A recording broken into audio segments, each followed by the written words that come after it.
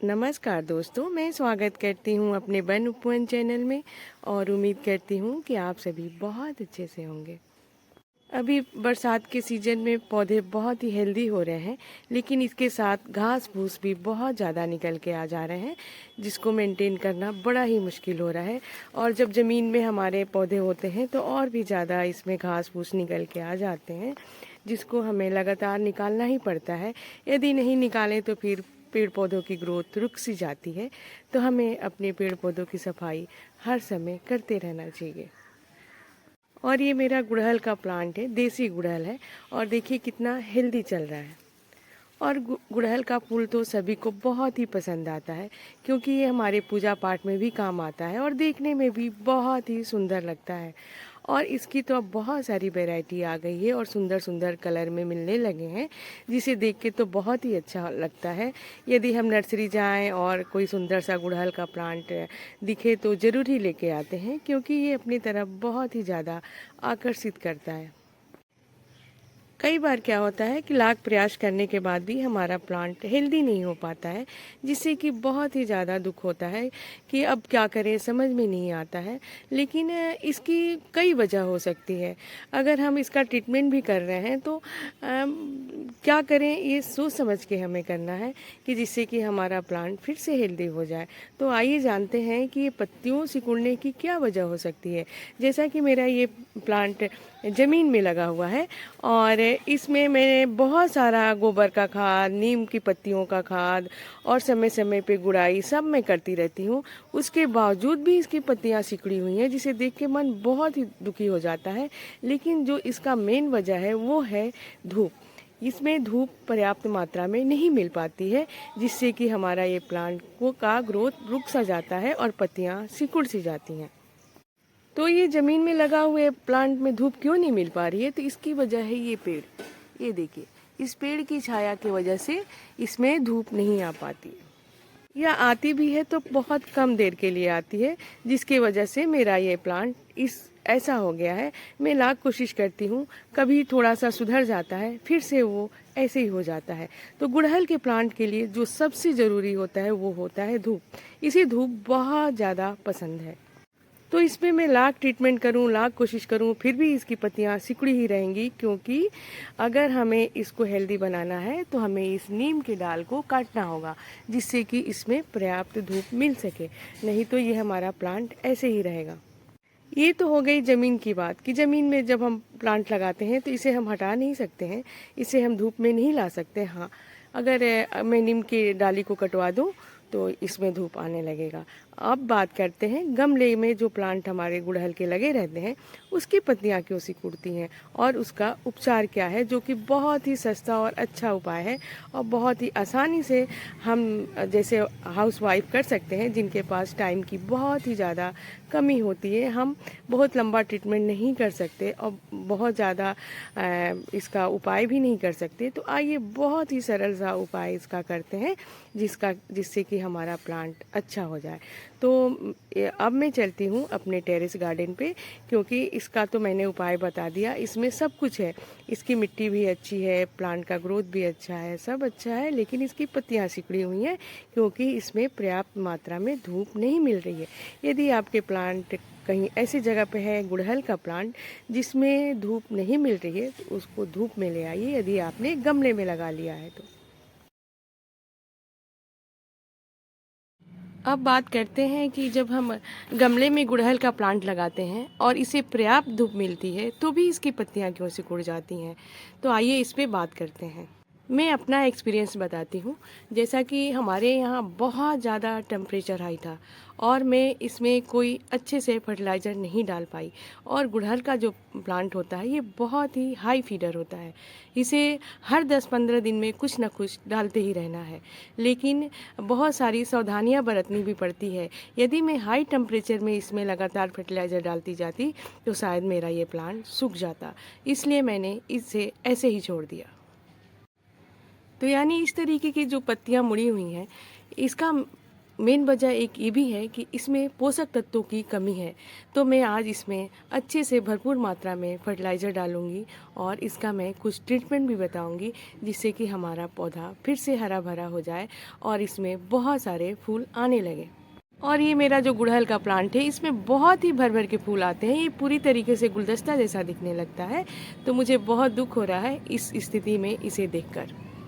कई बार क्या करते हैं कि हम इसकी कटिंग कर देते हैं, छटाई कर देते हैं, लेकिन उसको भी टेम्परेचर देख के हमें करना चाहिए। अगर हम बहुत ज़्यादा हाई टेम्परेचर में इसकी कटिंग कर दें तो हमारा प्लांट सूख जाएगा।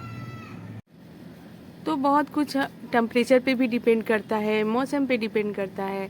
हमारे नॉर्थ इंडिया में बहुत ही अप डाउन चलता रहता है मौसम का। बहुत अगर गर्मी पड़ती है तो बहुत ज़्यादा पड़ती है, सर्दी पड़ती है तो बहुत ज़्यादा सर्दी पड़ती है। तो ऐसे में प्लांट को बचाना बहुत ही ज़्यादा मुश्किल होता है। यदि कुछ बातों का ध्यान रखें तो हमारी जो पत्तियां हैं ये सिकुड़ेंगे ही नहीं, क्योंकि जो बेसिक इसकी ज़रूरतें हैं यदि हम पूरा कर दें तो हमारा प्लांट बिल्कुल ही बीमार नहीं होगा, हेल्दी चलता रहेगा।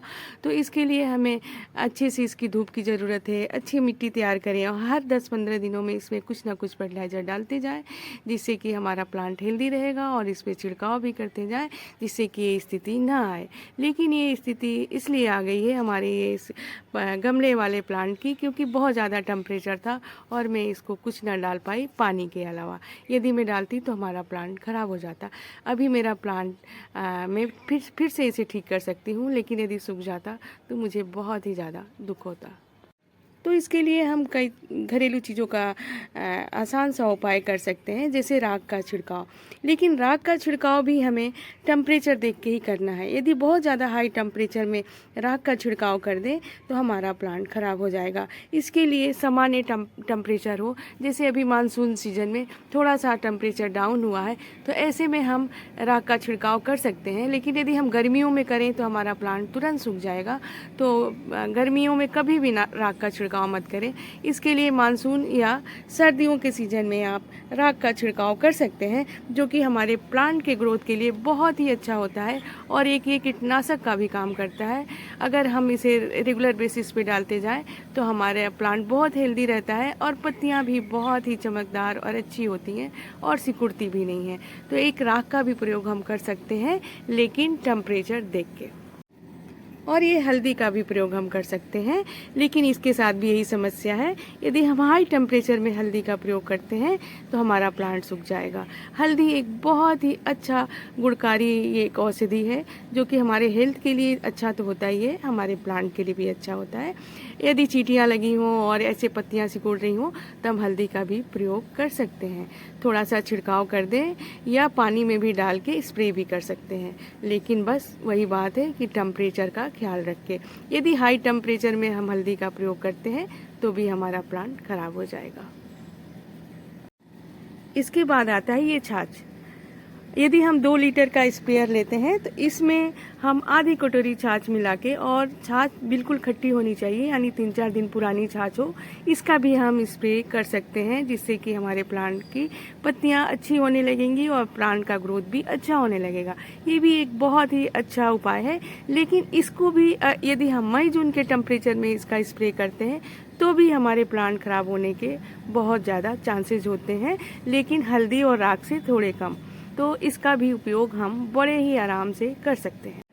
लेकिन मेरा ऑल टाइम फेवरेट है और मैं हमेशा छिड़काव करती रहती हूँ। मुझे बहुत ही आसान लगता है कि 5 मिनट में हो जाता है और बिल्कुल ही सस्ता है।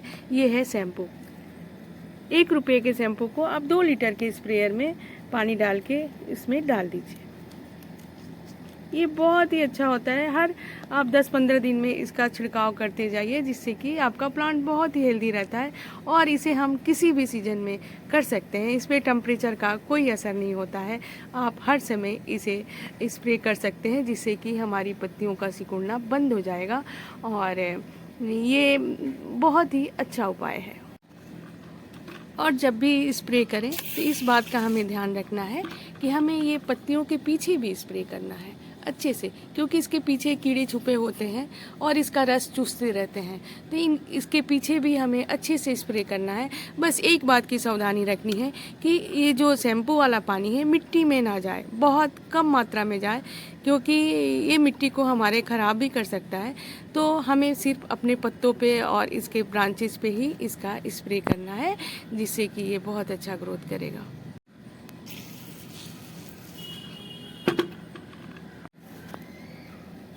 वीडियो थोड़ी लंबी हो गई है। हाँ, हम बहुत अच्छे से तो नहीं समझा पाते हैं, लेकिन जितनी मेरी नॉलेज है और जैसा मैं अपने प्लांट की देख रेख करती हूँ, मैं बताने की कोशिश करती हूँ। बहुत ज़्यादा वैज्ञानिक विधि मुझे नहीं पता है, जो घरेलू उपचार है और जिस तरीके से मैं अपने प्लांट को अच्छे से रख सकती हूँ, मैं आप सबसे शेयर करना चाहती हूँ। मुझे अच्छा लगता है आप सबसे शेयर करना, और इस तरीके से आप भी अपने गुड़हल के प्लांट की देखभाल कीजिए। बस सिंपल सा है, शैम्पू का हर 10-15 दिन में स्प्रे कर दीजिए। और टेम्परेचर यदि अच्छा है तो राख, हल्दी, छाछ, इस सब का भी आप उपयोग कर सकते हैं। ये सब भी बहुत ही अच्छा होता है। इस तरीके से आप अपने गुड़हल के प्लांट को हेल्दी रखिए और खूब भर भर के जिसमें फूल आएंगे, जिससे कि आपके गार्डन की सुंदरता बहुत ज़्यादा बढ़ जाएगी और आप भगवान जी को भी बहुत ज़्यादा फूल चढ़ा पाएंगे। और यदि मेरा वीडियो पसंद आए तो लाइक एंड सब्सक्राइब भी करिएगा।